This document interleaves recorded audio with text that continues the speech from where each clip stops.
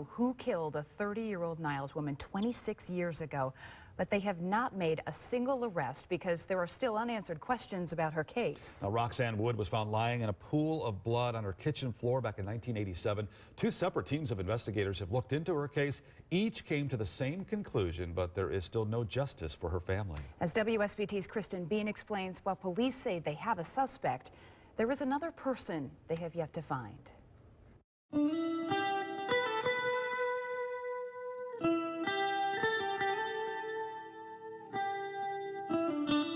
She was very outgoing, very friendly, very loved to laugh.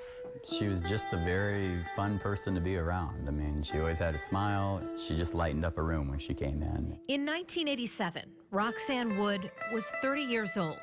She loved to shop, go to the movies, and had plans to start a family with her husband, Terry. The last time I talked to her was a couple days before. She and her sister Janet were close. For all I knew, we were going to go shopping Saturday morning. But early in the morning, on February 20th, Roxanne was murdered. Beyond angry, because I lost a best friend, a lifelong best friend.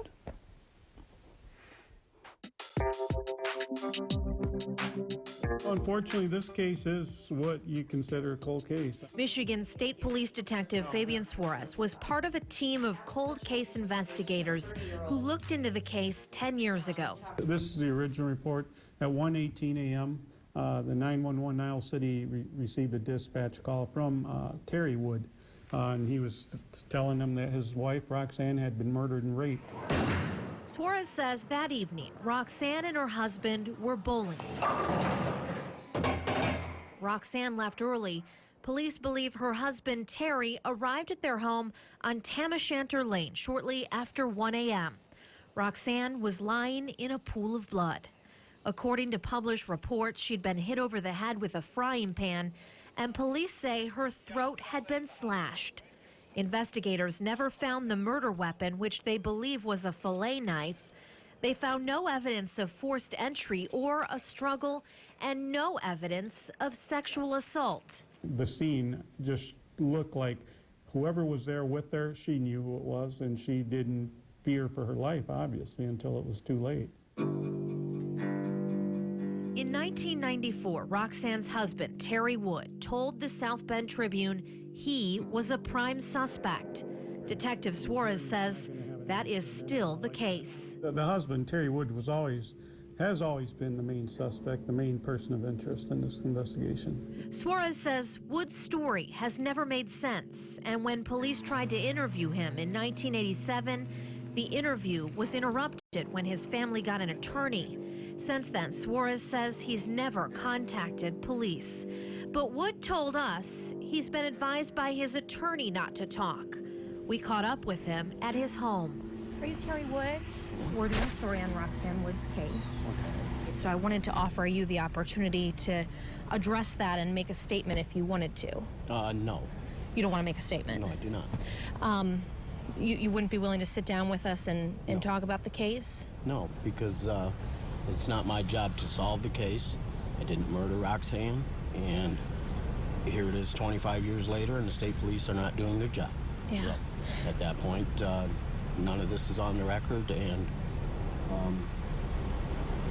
that's it. Wood later emailed us a statement saying, "My family and I are very happy that Kristen and WSBT are keeping this story in the forefront with the hope of someone coming forward with information that will help solve the murder of Roxanne Wood in our home on February 20, 1987. And 26 years after Roxanne's murder, Wood has never been arrested or charged. That's because there was something else found at the crime scene. DNA on Roxanne's body, and that DNA does not belong to Terry Wood or anyone else police have talked to. To a defense attorney, it tells you that's your killer. To an investigator, it tells you that's your motive. But to Roxanne's family, it has meant a lot of unanswered questions. It's very hard. I mean, I think not a day goes by that I don't think about my sister. The older I get, the worse it is, actually. Because I see what our lives have been and what she's missed, what we've missed, what it could have been.